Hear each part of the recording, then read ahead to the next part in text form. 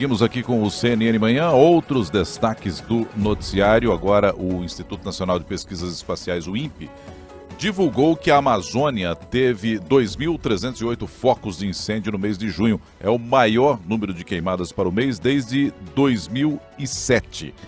E para a gente falar um pouco mais sobre o assunto, nós convidamos aqui Carlos Bocuí, presidente do Instituto Brasileiro de Proteção Ambiental. Senhor Carlos Bocuí, bom dia, obrigado por atender a CNN Rádio mais uma vez. Bom dia, é um prazer estar com vocês. O que leva a esses números expressivos de queimadas agora no mês de junho? É o maior número desde 2007, no que diz respeito ao mês de junho, mas também parece ser algo que a gente está convivendo há um bom tempo, não, senhor Carlos? Então, infelizmente, esse índice de desmatamento da Amazônia tem sido elevado, não é? E esse dado de 2021 é o pior que nós tivemos e significa que o índice de criminalidade na Amazônia aumentou, porque esses focos de incêndio, eles se referem à floresta que já foi derrubada, madeira que está seca e que agora é objeto de queima para limpeza de terreno, como costumam dizer, não é? Então, na verdade, esses focos demonstram o grau de ilegalidade que hoje está ocorrendo na região da Amazônia. Pois é, dá para minimizar isso? Dá para a gente tentar reverter isso tudo? Porque, como eu comentei, faz muito tempo que a gente vem contabilizando dados ruins. Nessa semana, o governo até publicou um decreto com validade imediata suspendendo por pelo menos 4 meses o uso do fogo no território nacional. O problema é que no ano passado também houve esse tipo de decreto e a queimada em 2020 foi maior do que 2019, maior em 15%, quer dizer, não foi pouquinho. Isso pode minimizar ou não está adiantando muito, Carlos? Olha, nós precisamos de uma política de controle na Amazônia, não é? E essa política de controle, ela passa por alguns elementos que são indispensáveis. Por exemplo, quando o governo determina que o Exército Nacional atue para a contenção do desmatamento, você tem um sistema operacional, e o Exército é muito bom para isso, de controle de fronteiras, de outras atuações que não o controle da criminalidade ambiental, principalmente no atendimento de combate a incêndio e também no atendimento preventivo para impedir o desmatamento, não é? Quem faz isso com muita expertise e qualidade é o IBAMA, não é? É o IBAMA, é a Polícia Federal, é o ICMBio, que são organismos especializados em combater esse tipo de crime ambiental.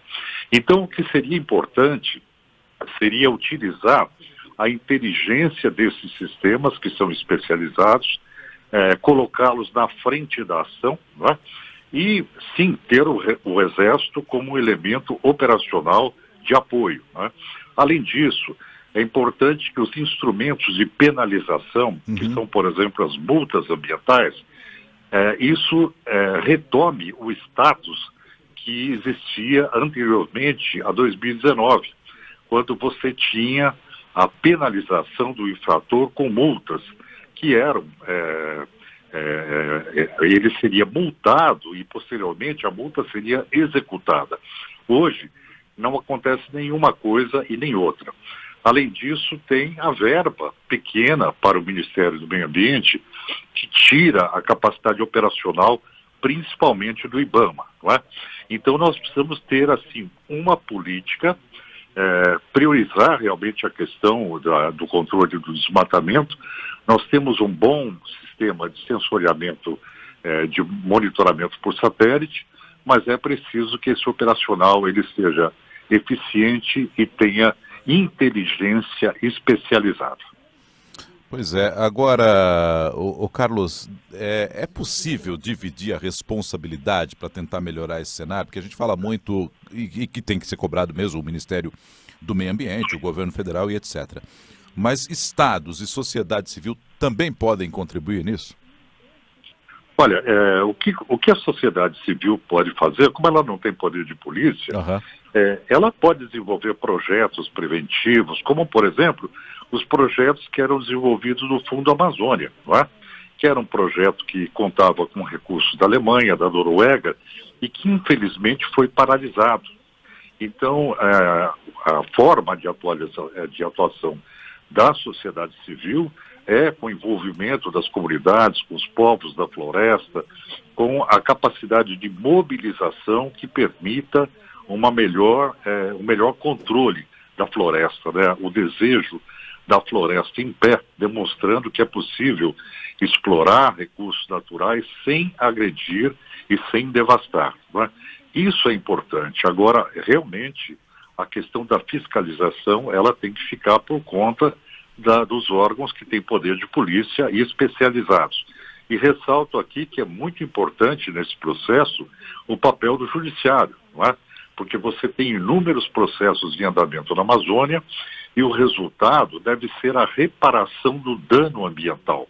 Não basta processar o infrator, tem que obrigá-lo a recuperar o dano que causou.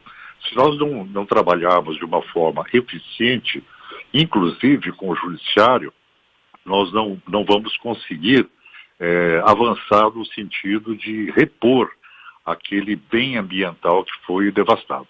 O Carlos Bocuí, a gente teve uma troca de ministro na pasta do meio ambiente. Aliás, uma troca por alguém que já estava lá, que era o número 2. É um indicativo de que a política vai continuar a mesma? Qual é a tua impressão dessa troca? Olha, a única coisa que pode refrear a degradação ambiental e fazer com que o próprio governo se mova em direção à questão ambiental é a pressão econômica externa, principalmente com relação ao cerceamento de commodities brasileiras no mercado internacional. Porque como o governo já demonstrou, o governo federal demonstrou que não tem afinidade com a questão ambiental, pelo contrário, né, ainda usa um discurso que é o discurso dos anos 70 do século passado, do regime militar, que a ocupação da Amazônia era necessária, a extração de produtos da Amazônia era necessária, de uma forma quase que desregrada, né? Isso ficou claro nos discursos do presidente. Isso acabou estimulando, foi um efeito antipedagógico para potencializar essas agressões ambientais. Então, a mudança hoje do ministro, pouca diferença faz, porque ele segue a mesma linha, né? Está sob a tutela, o comando da própria presidência da República. Então, o que nós temos que ter no Brasil é a consciência de que se o Brasil não fizer a lição de casa, ele acaba sendo prejudicado no mercado internacional, na OCDE, né, junto à Organização Mundial do Comércio, Comunidade Europeia, com a questão dos tratados do Mercosul, e tudo isso pode realmente mover o governo em direção a uma política de controle mais efetiva. Porque, do ponto de vista de vontade política, o que é claro hoje é que essas forças de degradação ambiental, que são as forças interessadas na expoliação da Amazônia, agronegócio, não o agronegócio mais lúcido, mas o mais atrasado, a mineração desregrada, ambiciosa, a extração de madeira ilegal, esses segmentos têm muita proximidade com a base do governo, não é? Então, essa influência é muito negativa. Nós temos a falta de setores mais lúcidos, de uma visão da academia, da ciência e de setores mais lúcidos do comércio internacional que possam impulsionar o governo para uma política de proteção ambiental. Professor Carlos Bocuí, muito obrigado, viu, pela conversa aqui com o nosso ouvinte, trazendo as suas impressões. Um bom dia para o senhor. Bom dia, obrigado. Carlos Bocuí é presidente do Instituto Brasileiro de Proteção Ambiental, trazendo a avaliação dele aqui a respeito desse levantamento do INPE, indicando o maior número de queimadas no mês de junho na Amazônia desde 2007.